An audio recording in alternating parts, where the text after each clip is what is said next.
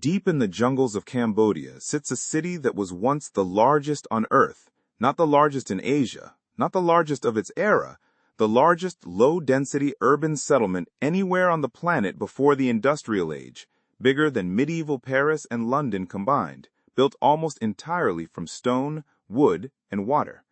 Its name was Angkor, capital of the Khmer Empire, and at its peak it may have supported nearly 1 million people. And then, over the span of a few generations, almost all of them left.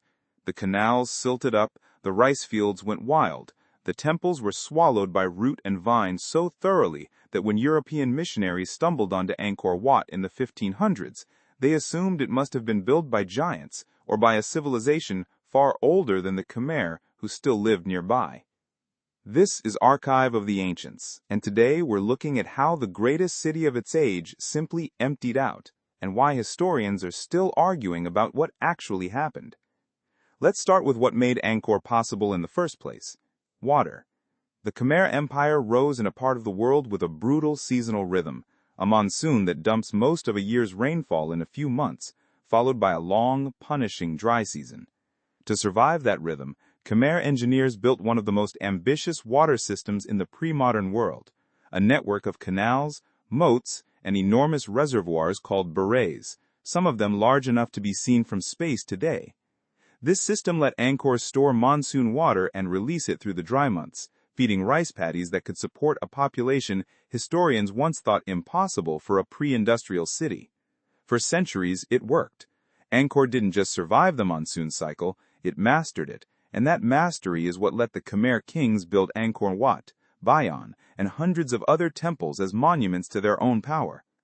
But that same water system may have carried the seeds of the empire's undoing.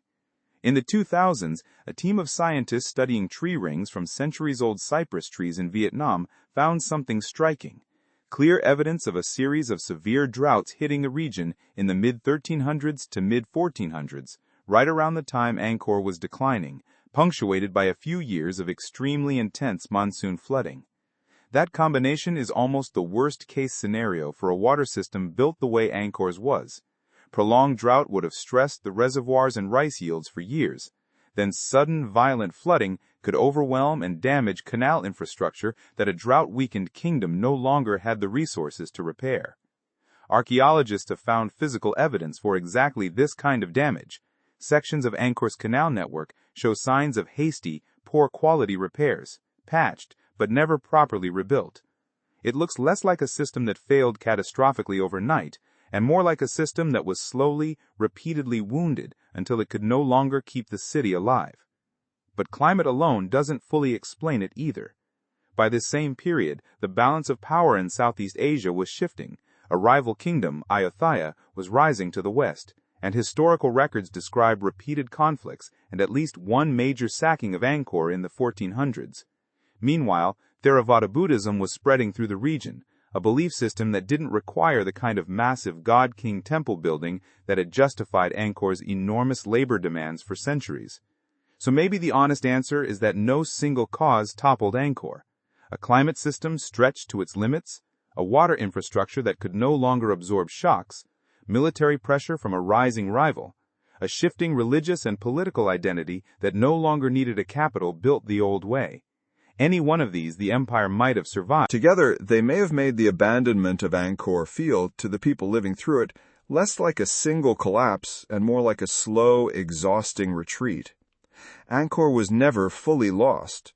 The Khmer people never disappeared, and monks maintained a presence at Angkor Wat for generations, even as the wider city emptied around it. What vanished was the water-powered megacity that once may have housed 1 million people, quietly ceded back to the forest until modern LIDAR scans revealed just how much of it had been hiding beneath the jungle floor all along. So was it the climate, the war, the shifting faith, or all three feeding on each other?